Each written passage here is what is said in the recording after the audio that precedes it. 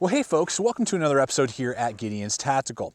You know, if you've been with me for a while now and you've been watching the channel, you know that I am constantly out here in the wilderness in the Rocky Mountains, either doing day hikes, backpacking trips, multi-day, overnighters, I mean, whatever, and just always out here in the woods.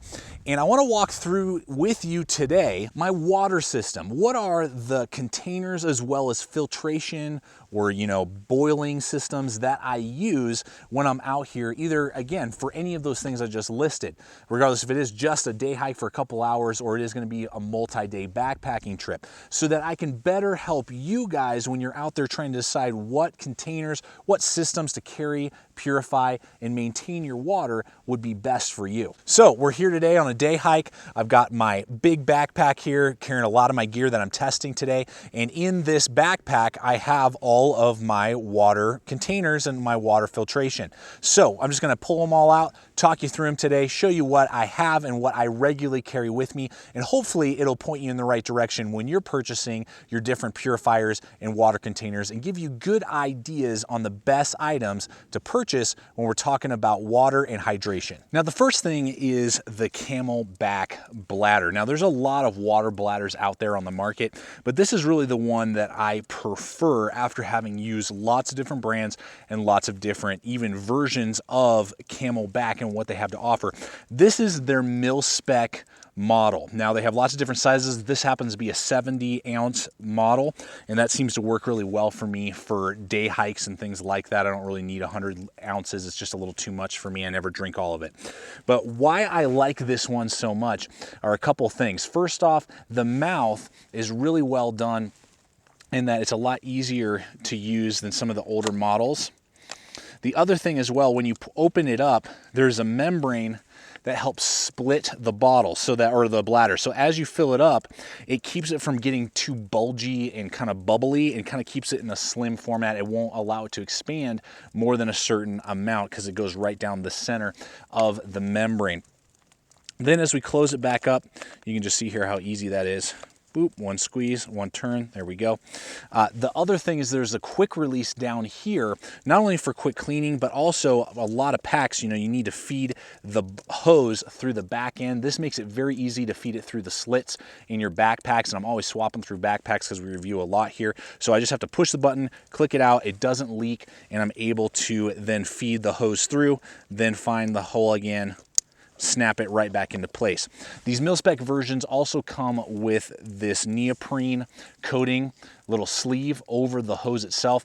And at first I thought that was kind of a gimmick, but that really does help. You know, I'm in the wintertime when I'm filming this. It was 15 degrees this morning, and I didn't have any sort of freezing up in the hose with this hike that I'm on today. Whereas my dad and my buddy, they both had uncoated or neoprene coated hoses, and theirs froze up almost right away. So that's awesome that it comes with that feature.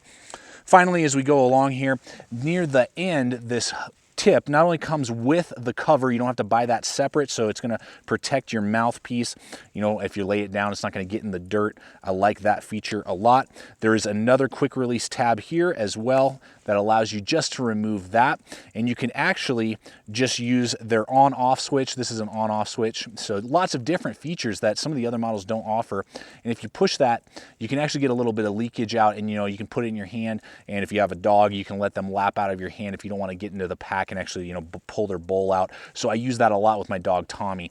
And again, you can turn that valve off, click that guy back in, and you're good to go. So all of these things that you see here are standard on the mil-spec versions of the Camelbak bladders that are out there. And that's why I go with the mil-spec versions that Camelbak offers in their bladder system. Now, a lot of people ask me why I don't do steel water bottles. You know, Clean Company makes some great ones. There are plenty out there that are steel, stainless steel, or sometimes aluminum.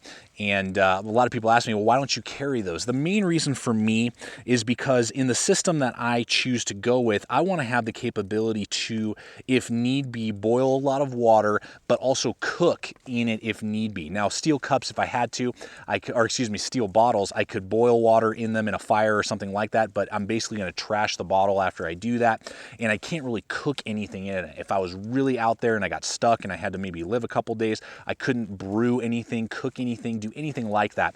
And that's why I opt instead for Nalgene's. You know, Nalgene's have been around forever. This is actually a 48 ounce. This thing is awesome. I love this thing. And they're about the same price as the normal 32 ounces, but you're getting that extra amount of water in there every day.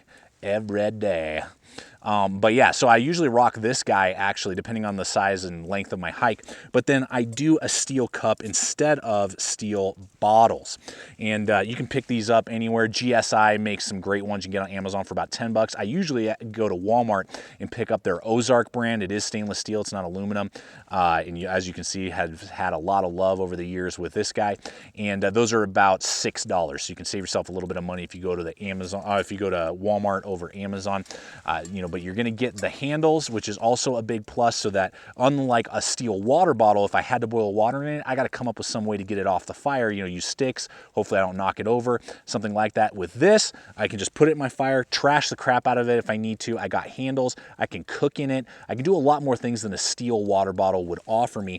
And again, it's the right size so that it will fit right over my Nalgene. Moving right along here, this is a Platypus bottle. Now, many of you may know about this brand, many of you may not.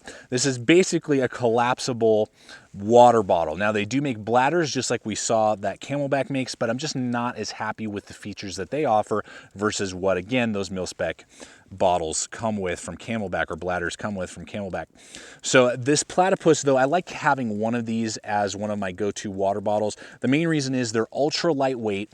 They're really, really flexible. Now, this is going to hold 32 ounces, so this is going to hold the same as any Nalgene. Now, it won't be obviously as tough and durable as a Nalgene, but I've carried these for years, fallen on them, put tons of weight on them, never had any sort of bursting or, you know, seam tearing or anything like that. And the best part is when you're empty and done with this, you can roll it up, put it out of the way, and it doesn't take up any more space, which I really like. And that's honestly why I always have one of these in the setup when I'm going out, so that I usually drink out of this one first, then when this one's gone, I get rid of it and I roll it up and put it away. Now, we actually have a separate review on this item, so I'll have a link in the description below to this Survivor filter.